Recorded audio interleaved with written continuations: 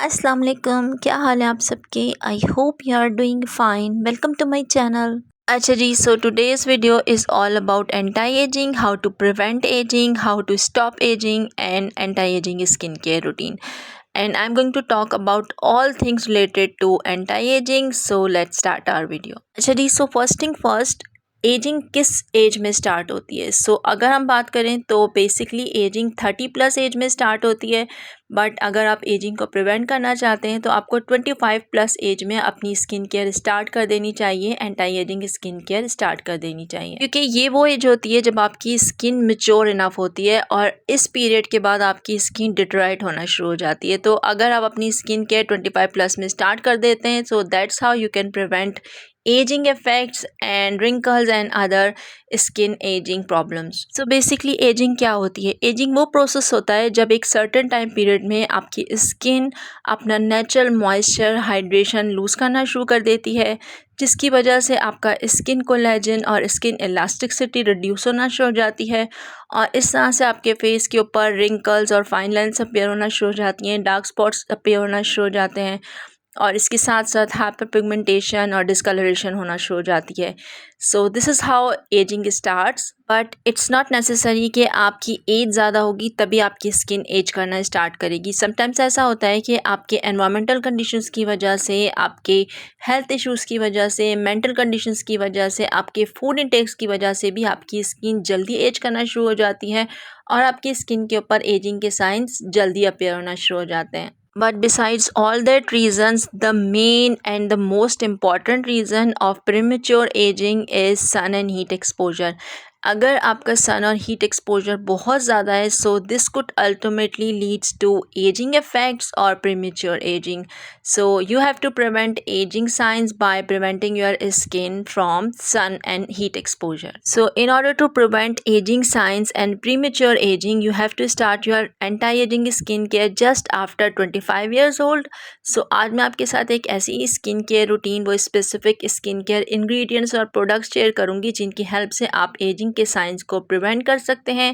Basically we can say that ageing is all about moisture and hydration loss. So आज हम जो skin care routine build up करेंगे for anti ageing और premature ageing, उसके अंदर हम सबसे पहले इस बात को ऊपर रखेंगे कि हम जो भी स्टेप्स इंक्लूड करेंगे, जो भी स्किन केयर प्रोडक्ट्स यूज़ करेंगे, वो हमारी स्किन के मॉइस्चर को लूज़ नहीं करे और हमारी स्किन के मॉइस्चर को रेस्टोर करने में हमें हेल्प करे। सबसे पहले हम एक लिस्ट प्रिपेयर करेंगे जिसके अंदर हम वो तमाम इंग्रेडिएंट्स ऐड करेंगे जो हमें एजिंग के साइंस को प्रिवेंट करने में हेल्प करेंगे और प्रीमेच्योर एजिंग को प्रिवेंट करने में हेल्प करेंगे या फिर हमारी एजिंग के साइंस को रिस्टोर करने में हेल्प करेंगे। हमारी anti ageing skin care routine को बिल्डअप करने के लिए जो फर्स्ट इंग्रेडिएंट हम ऐड करेंगे वो होंगे एंटीऑक्सीडेंट्स, और इसके बाद हमें चाहिए होंगे पेप्टाइड्स, नेक्स्ट हमें चाहिए होंगे सेरामाइड्स, उसके अलावा हमें चाहिए होंगे एमोलियंट्स, हिमक्टेंट्स डिफरेंट टाइप्स के, या फिर हमें चाहिए होंगे हेलुरोनिक एसिड, और इसके अलावा हम ऐड करेंगे रेटिनॉइड्स अपनी स्किन केयर रूटीन में, some skin lightening agents add करेंगे हम अपनी स्किन केयर रूटीन में, and if needed some exfoliants, some mild exfoliants. So इस तरह से हमने लिस्ट प्रिपेयर कर ली है ऑल दोज इंग्रेडिएंट्स की जो कि हमें प्रीमेच्योर और anti ageing skin care routine के लिए चाहिए होंगे। Now we are going to add different skin care products having all those skin care ingredients. So anti ageing skin care build करने का फर्स्ट स्टेप होगा आपका face cleansing. So face cleansing के लिए आप चाहे कोई क्लेंजर यूज़ करें या फिर फेस वॉश यूज़ करें, but keep this in mind कि आपका क्लेंजर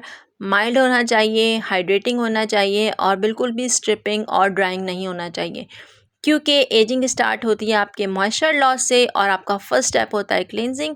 सो आप जो भी क्लेंजर यूज़ करेंगे उसे हाइड्रेटिंग और माइल्ड होना चाहिए। यहाँ पर मैंने वाइड वैरायटी ऑफ क्लेंजर्स आपको शो किए हैं, इसमें से जो भी आपकी स्किन को सूटेबल लगता है आप वो यूज़ कर सकते हैं। ये सब माइल्ड हैं और हाइड्रेटिंग हैं और साथ साथ अफोर्डेबल भी हैं। If you want to build a anti ageing skin care routine, you must needed a hyaluronic acid. आप चाहे किसी भी स्किन केयर रूटीन के अंदर हाइलुरोनिक एसिड को स्किप कर सकते हैं, बट एंटी एजिंग में नहीं, क्योंकि ये आपके नेचुरल मॉइस्चर को लॉक करता है आपकी स्किन के अंदर और आपके एटमॉस्फेयर में से भी आपके मॉइस्चर को आपकी स्किन के अंदर एब्जॉर्ब करने में हेल्प करता है। सो आपका नेक्स्ट स्टेप होगा hyaluronic acid and it's up to your choice कि आप कोई भी hyaluronic एसिड यूज़ कर सकते हैं जो आपकी स्किन टाइप को सूट कर सकता है और आपकी पॉकेट फ्रेंडली है। अच्छा, जैसे कि नियासिनामाइड इज़ एन एंटीऑक्सीडेंट, तो इसको भी आपको अपनी स्किन के रूटीन में ऐड करना बहुत ज़्यादा इंपॉर्टेंट है। आप जिस भी ब्रांड का चाहे ऐड कर सकते हैं क्योंकि नियासिनामाइड सीरम आपके पोर्स को मिनिमाइज़ करता है, आपकी स्किन को हाइड्रेट करता है। इसके अलावा डिस्कलरेशन में भी ये हेल्प करता है और इसके अलावा आपकी स्किन के ऊपर जो भी इंग्रेडिएंट्स आप यूज़ कर रहे होते हैं ये उसके रिजल्ट्स को एनहांस करता है और आपकी स्किन के अंदर एब्जॉर्ब करने में हेल्प करता है। और इसी तरह से vitamin C is also an antioxidant, very powerful antioxidant. इसके साथ साथ ये कोलेजन को प्रोड्यूस करता है, बूस्ट करता है, ये मेलानिन के प्रोडक्शन को भी डिक्रीज़ करता है और आपकी स्किन की इलास्टिसिटी को एनहांस करता है और इसके साथ साथ डार्क स्पॉट्स वगैरह को भी रिमूव करने में हेल्प करता है।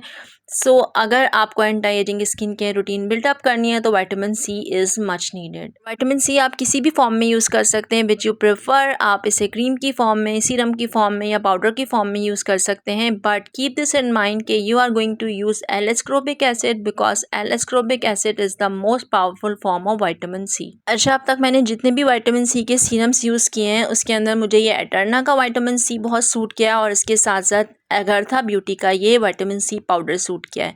आपकी स्किन को जो भी सूट करता है आप वो प्रेफर कर सकते हैं। अच्छा, और इसी तरह से विटामिन सी को यूज़ करने के बेस्ट टाइमिंग होते हैं एएम रूटीन यानी कि मॉर्निंग रूटीन। अगर आप इसे अपनी मॉर्निंग रूटीन में ऐड करते हैं तो ये आपकी स्किन को सन और हीट के पावरफुल और हार्मफुल इफ़ेक्ट से प्रिवेंट करता है और इसके अलावा ये आपके एसपीएफ के इफ़ेक्ट्स को भी बूस्ट करता है। तो नेक्स्ट आपको चाहिए होगा the most important thing, retinoids.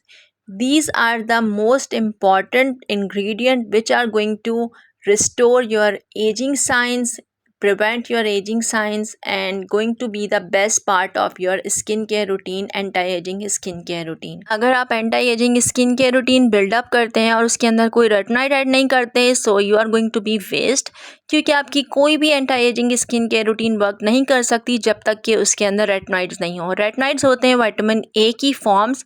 अच्छा, ये डिफरेंट टाइप्स ऑफ फॉर्म्स होते हैं यानी कि आप रेटिनॉल्स भी यूज़ कर सकते हैं, आइसोट्रेटिनन भी यूज़ कर सकते हैं और इसके अलावा डैपनिन भी यूज़ कर सकते हैं। These are all forms of vitamin A जो कि आपकी स्किन के सेल्स के टर्नओवर को बढ़ाते हैं और इस तरह से आपकी स्किन रिजेनरेट होती रहती रहे। But if you would ask me I will definitely recommend retinoin among all those retinoids. आप चाहें तो रेटिनॉल भी यूज़ कर सकते हैं, आइसोट्रेटिनाइन और एडाप्लिन भी यूज़ कर सकते हैं, but tretinoin is the most powerful and fast acting anti ageing skin care ingredient. ये आपके सेल्स के टर्नओवर को सबसे ज़्यादा बढ़ाता है इन तमाम रेटिनॉइड्स में, लेकिन इट्स इम्पॉर्टेंट कि आपकी स्किन इसे टॉलरेट कर सके और दूसरा ये कि आप इसे सेफली यूज़ कर सकें क्योंकि आपकी स्किन को थोड़ा सा ड्राई कर देता है अगर आप इसे सेफली यूज़ नहीं करते। अच्छा, देयर इज़ अ थिंग, आप रेटिनॉइड्स की कोई भी फॉर्म यूज़ कर रहे हैं अपनी anti ageing skin care routine में, आई विल डेफिनेटली रिकमेंड कि आप बकबूचियल सीरम को ज़रूर अपनी स्किन केयर रूटीन में ऐड करें। सबसे पहली बात तो ये कि आपके रेटिनॉइड्स को ये बेरेबल बना देता है आपकी स्किन के लिए अगर आप इसे रेटिनॉइड्स से पहले यूज़ करते हैं। दूसरा, ये आपकी स्किन को ब्राइटन अप करता है, आपकी स्किन की इलास्टिसिटी को इम्प्रूव करता है और ओवरऑल आपकी स्किन को ये बहुत अच्छा कर देता है अगर आप इसे अपनी स्किन केयर रूटीन में ऐड करते हैं। Although it's an alternative to vitamin A or retinoids, but it's a different thing. Acha, now it's time to talk about exfoliants. Although exfoliants are not included in our skincare routine, but at some point you are going to need an exfoliant क्योंकि anti-aging is all about dead skin cells. So at some point you are going to need to get rid of all. For anti-aging skincare routine, you are going to exfoliate your skin 2 times a week with a mild exfoliant. Keep this mind कि आपका exfoliant बहुत harsh और high percentage नहीं होना चाहिए और इसके अलावा आपके एक्सफोलिएंट के अंदर हिमक्टेंट्स होने चाहिए, उसके अंदर different type of moisturising ingredients होना चाहिए ताकि वो आपकी स्किन के नेचुरल मॉइस्चर को हार्म नहीं करे। इसके अंदर ये जो 2 मैं आपके साथ एक्सफोलिएंट शेयर कर रही हूँ ये बहुत अच्छे हैं, आपकी स्किन को ओवर स्ट्रिप ऑफ नहीं करते और बहुत माइल्ड रहते हैं स्किन के ऊपर। और आपकी तरह से मुझे भी ये बात जानने में बहुत देर लगी कि tretinoin is not an exfoliant. So if you are going to think कि tretinoin is going to exfoliate your skin, so you are wrong like me. अब आप ये सोच रहे होंगे कि आप ट्रेटनाइन यूज़ कर रहे हैं और ट्रेटनाइन के साथ आप अपनी स्किन को एक्सफोलिएट नहीं कर सकते, क्योंकि इस तरह से आपकी स्किन जो है वो ओवर सेंसिटिव हो सकती है और आपकी स्किन को ये ड्राई कर सकता है। तो आप ट्रेटनाइन को अल्टरनेट डेज़ में यूज़ करेंगे अपने एक्सफोलिएंट से, इन दोनों को एक साथ यूज़ नहीं करेंगे। अच्छा, इसके अलावा आप ये अल्टरनेटिव मेथड भी यूज़ कर सकते हैं एक्सफोलिएट करने के लिए। आपको AHA BHA पील यूज़ कर सकते हैं वंस इन अ वीक। ये भी आपकी स्किन को एक्सफोलिएट करने में बहुत हेल्प करता है और इस तरह से आपको फेशियल लाइक इफ़ेक्ट्स भी मिलते हैं। और here comes the best part of your skin care routine and the most important part of your anti ageing skin care routine, and that is moisturiser. आपकी skin care routine, anti ageing skin care routine depend करती है आपके moisture के ऊपर, आपकी skin की hydration के ऊपर। आपकी स्किन जितनी ज़्यादा हाइड्रेटेड और मॉइस्चराइज रहेगी, आपकी स्किन उतनी ज़्यादा देर से एज करेगी और उतनी ही ज़्यादा जल्दी रिस्टोर हो सकेगी। बट आप अपनी anti ageing skin care routine buildup करने के लिए कोई भी ऐसे ही मॉइस्चराइज़र यूज़ नहीं कर सकते रैंडमली। आपको जो मॉइस्चराइज़र चूज़ करना है उसके अंदर पेप्टाइड ज़रूर होने चाहिए, उसके अंदर सेरामाइड ज़रूर होने चाहिए और उसके अंदर एमोलिएंट्स होने चाहिए। अगर आपको कोई ऐसा मॉइस्चराइज़र मिलता है जिसके अंदर ये तीनों इंग्रेडिएंट्स हैं, सो इट्स बेस्ट। लेकिन आप डिफरेंट मॉइस्चराइज़र भी यूज़ कर सकते हैं डिफरेंट टाइमिंग में, बट इट्स नेसेसरी कि आपके मॉइस्चराइज़र के अंदर एमोलिएंट्स, सेरामाइड्स और पेप्टाइड ज़रूर होने चाहिए। इसके अलावा आपके मॉइस्चराइज़र के अंदर हिमैक्टेंट्स भी बहुत ज़रूरी है होना, क्योंकि ये आपकी स्किन के मॉइस्चर को रेस्टोर करने में और रीगेन करने में बहुत ज़्यादा हेल्प करते हैं और इम्पॉर्टेंट रोल प्ले करते हैं। And this is the part of your anti ageing skin care routine you can't afford to skip. अच्छा, I would like to mention one thing. अगर आप ट्रेटनाइन यूज़ कर रहे हैं एज अ रेटनाइट, तो आपको उससे पहले भी अपना बरियर रिपेयर मॉइस्चराइज़र अप्लाई करना है फॉर सेफ्टी, और उसके बाद भी अपना मॉइस्चराइज़र अप्लाई करना है। इस तरह से क्या होगा, आपकी स्किन ओवर ड्राई नहीं रहेगी और सेफ़ रहेगी आपकी स्किन। अच्छा, इसके अलावा एजिंग के इफ़ेक्ट्स में हाइपर पिगमेंटेशन, स्किन डलनेस और इसके साथ साथ अनइवन स्किन टोन और डिस्कलरेशन भी शामिल होती है।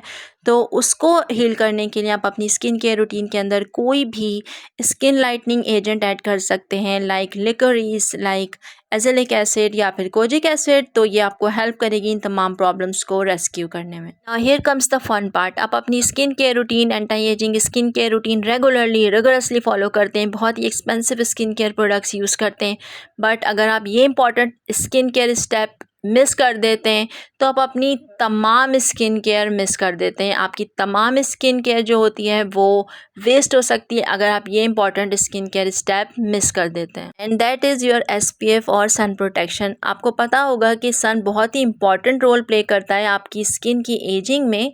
सो अगर आप सन प्रोटेक्शन अप्लाई नहीं करते, हीट प्रोटेक्शन अप्लाई नहीं करते, अपना SPF अप्लाई नहीं करते, तो आपकी तमाम स्किन केयर वेस्ट हो सकती है। But if you are going to build up your anti ageing skin care routine, so rules are different for anti ageing. आप जब anti ageing skin care routine buildup करते हैं तो आपका SPF ज़रूर 60+ होना चाहिए। इससे कम आप यूज़ नहीं करेंगे, क्योंकि इससे कम SPF अगर आप यूज़ करेंगे तो वो आपको एजिंग के इफ़ेक्ट्स की तरफ ले जाएगा।